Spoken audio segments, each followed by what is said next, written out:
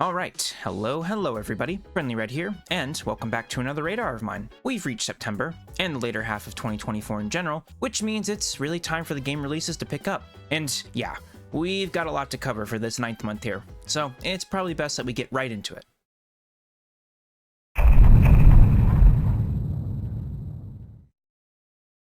Starting off the month with an astronomically big bang, on September 6th, we have Astrobot. You know, despite any and all other games we'll discuss after this one, I honestly have to say that this could be the only release for the month, and I'd still be satisfied. Astrobot just looks like such a charming and unbelievably fun time, though perhaps I should actually discuss what it is, rather than just aimlessly gush on about it.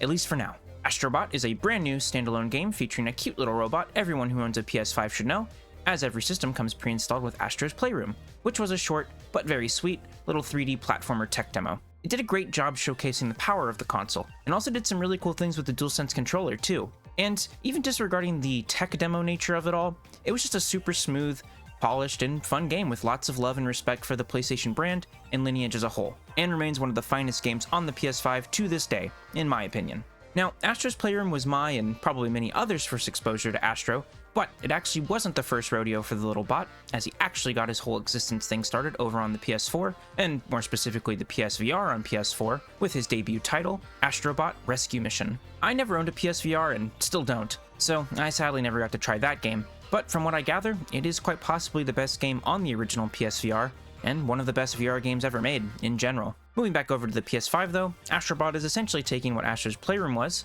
that being a 3D platformer with lots of PlayStation love and references, and cool things to do with the controller, and turning it into an expansive, fully fledged standalone game. And that alone should excite anyone who has a PS5.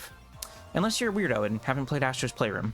I honestly don't think I need to say any more, because really, most people who have a PS5 should know what to expect, and know why this new game is exciting, and are hopefully going to buy it regardless. And again, if you for some reason haven't played Astro's Playroom, then do yourself a favor and go play that, love it, buy Astrobot when it releases, and love that as well. Also, there's a really cool limited edition controller launching alongside the game too. Astrobot will be releasing on Friday, September 6th, exclusively for PS5.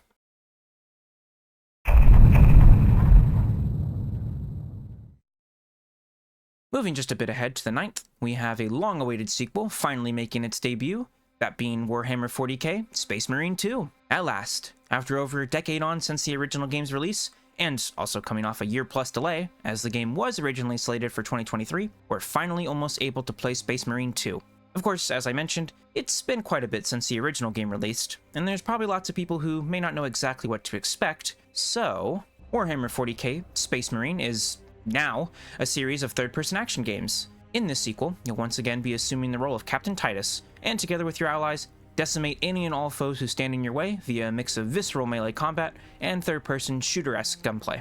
Compared to the more arcadey gameplay of the original, Space Marine 2 is really looking to up the ante in nearly every way imaginable, with much improved and expanded melee combat and mechanics, better-looking gunplay, highly detailed and expansive levels, graphics, lighting, and so on. It may have taken a long time to get to this point, but this sequel is looking like it'll be well worth the wait. Aside from the story campaign that will continue the tale that began in the original, which you can play solo or with up to 3 friends, Space Marine 2 will also feature PvE and PvP game modes, with multiple different classes and lots of customization options and things you can unlock to make your very own Ultramarine. This game is shaping up to be one of the finest action games of the year, and I seriously cannot wait to get my hands on it and spend many nights slaying swarms of Tyranids with my buds. For sure, check this one out if you like action games, and don't feel like you can't play this game without knowledge of Warhammer 40k or the original game, as it for sure isn't required to enjoy it. Warhammer 40k Space Marine 2 will be releasing on Monday, September 9th for PS5, Xbox Series consoles, and PC. And on the same day as Space Marine 2, we have a game I've previously discussed way earlier in the year finally releasing,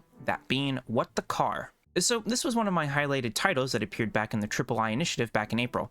But I have to say, I don't have too much to add here to what I said back then. There is a demo for the game that released alongside the announcement back then, though I sadly never got around to trying it. Either way, the game still looks like wacky, chaotic fun, being a mix of platforming, racing, puzzles, and more, with some good-looking physics tied to it all. I for sure want to give it a go, but considering just how busy this month is for releases, this will most likely be one I wait on. What the Car will be releasing on Monday, September 9th, for PC.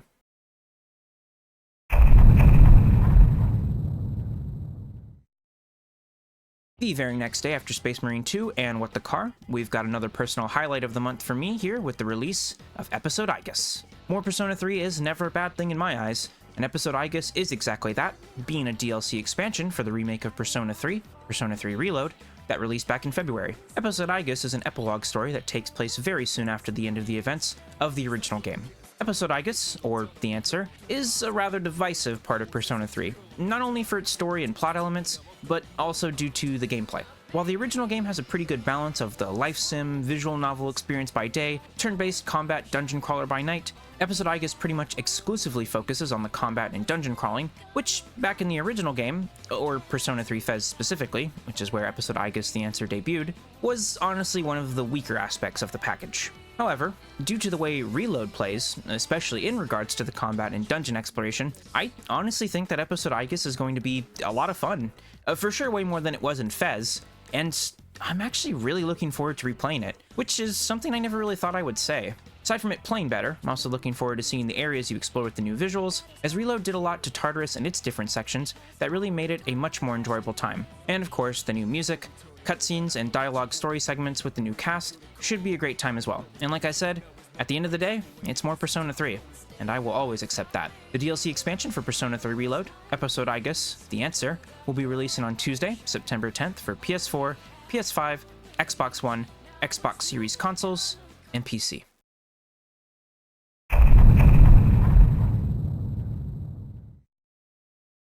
Just 2 days on from Episode Aigis, our next release on the 12th is Lollipop Chainsaw Repop. So, I'll be honest, I don't really remember much at all about Lollipop Chainsaw. In case you don't know, it was a bit of a sleeper hit, cult classic kind of dealio back on the Xbox 360 and PS Triple. It's been known for a bit now that the game was going to be receiving a modern-day re-release, and it's now almost finally upon us. At its core, Lollipop Chainsaw is a hack-and-slash action game with lots of over-the-top violence, characters, humor, and so on. The gameplay itself is fine enough, but what really makes the game stand out is the story and characters.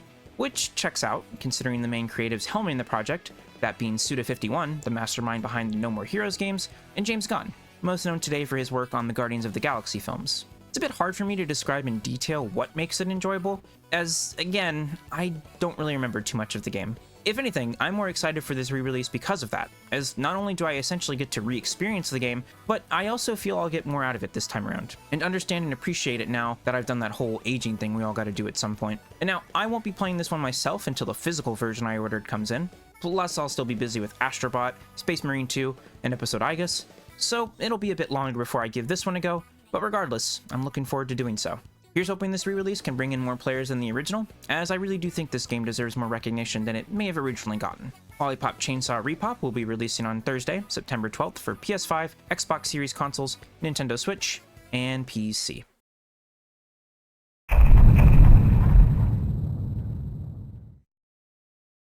Next up, on the 17th, we have the PC release for Final Fantasy XVI.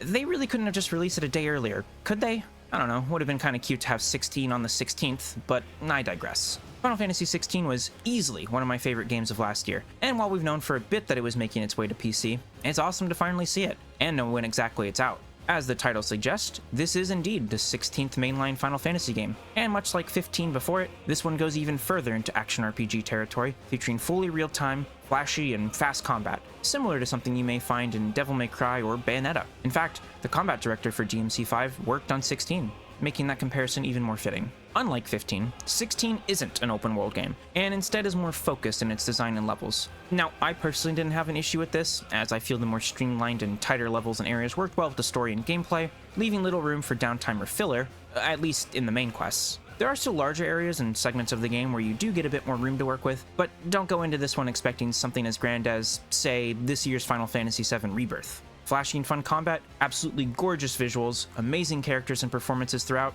FF16 delivers, and I wholly recommend it to any action RPG fan, and of course any Final Fantasy series fans. And hey, if you aren't for sure sold on the game yet, there is a demo out now that you can try before the full game releases, and it's quite a generous one at that, featuring a pretty meaty section of the opening story and gameplay, and I believe any progress you make in said demo will transfer to the full game, if you decide to buy it. Final Fantasy XVI will be releasing for PC on Tuesday, September 17th. Now, on the same day as FF16, we've got another game to discuss, this one being wholly new and, frankly, one that's looking to be something really special. The Plucky Squire is its name, and it's the debut game from studio All Possible Futures. I don't even know where to begin with this one. I feel like I want to say so much, but it's hard to put into words what and how I want to say it because just look at this game. Okay, so in The Plucky Squire, you'll take on the role of Jot, a heroic adventurer who, alongside his friends, defends the pages of the storybook they are in against the evil Humgrump. Yeah, you heard that right. The Plucky Squire actually takes place within the confines of a storybook, hence why the visuals look the way they do, and yeah, the devs absolutely knocked it out of the park in this regard. The gameplay itself seems to be akin to the 2D Zelda games, like Link's Awakening or Link Between Worlds, with a focus on exploration, combat, and puzzle solving. While this would be all fine and good on its own, the Plucky Squire has another aspect to it that, much like the art and style of the storybook gameplay, is really amazing looking. During the game, there will be moments where Jot is plucked out of the storybook, and must then traverse the real-world bedroom that the storybook he's normally within resides. Not only does this completely change the look of the game, but the fundamental gameplay and controls as well, going from top-down 2D action to a fully 3D experience. Everything about this game is just insanely cool looking and creative as hell, and I cannot get over how inventive and fun it all looks, both within the 2D storybook gameplay, as well as the 3D action-adventure platforming side. Like I said before, I think this will be something really special, and I seriously hope the game gets the recognition and success it deserves. I seriously cannot wait to play it. The Plucky Squire will be releasing on Tuesday, September 17th for PS5, Xbox Series consoles, Nintendo Switch, and PC.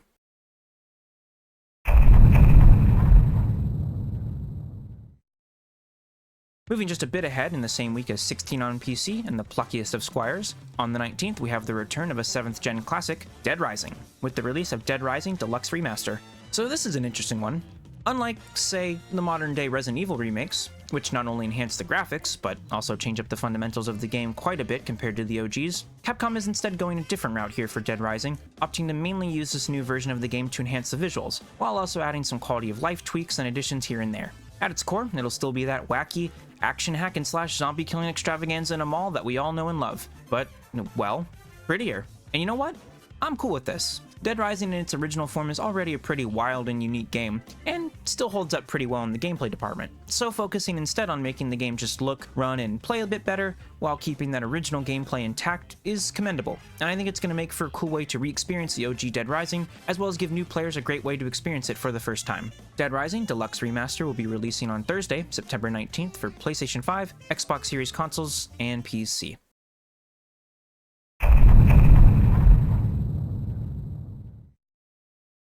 And last, but certainly not least, on the 26th, we have the latest and greatest game from the Zelda series gracing us with its release, that being The Legend of Zelda: Echoes of Wisdom. This month is great for fans of top-down 2D action adventure puzzle games, huh? It's about time we had a new 2D Zelda game, isn't it? Sure, we had the remake of Link's Awakening back in 2019? It's already been that long?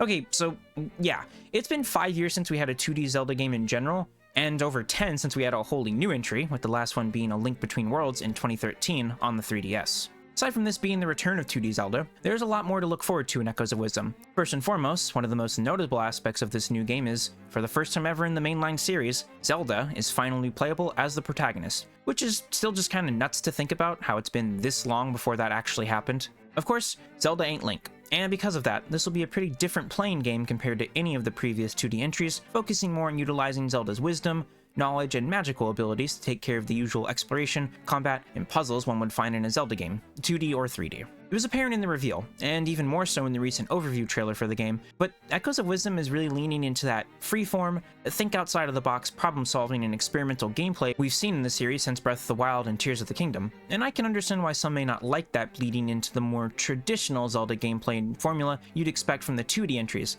but I don't know, I'm actually really liking how it's all looking here in Echoes. I think it all fits really well with this being a game where you aren't Link, and the shake-up in gameplay and how you tackle this 2D game as Zelda feels justified and in line with her character. I mean, playing as Zelda was always going to mean that the game would be different compared to the games where you're Link, so why not really lean into that and make something that is truly unique, different, and special, while still being a Zelda game at its core. I've got high hopes for this one, and I really don't think it's going to disappoint, from what we've seen so far. It may take some adjusting and time for some to really get into it, but I think it'll all click once we're playing the game. Also, small side tangent here, but I absolutely adore the style of the Link's Awakening remake on Switch, and I'm really happy to see it's back here in this game. It's so cute and colorful, and it's just plain fun to look at and just makes me happy. Nintendo, please give me a Zelda amiibo akin to the Link one you did for the Link's Awakening remake, please and thank you. The Legend of Zelda: Echoes of Wisdom will be releasing on Thursday, September 26th, exclusively for Nintendo Switch.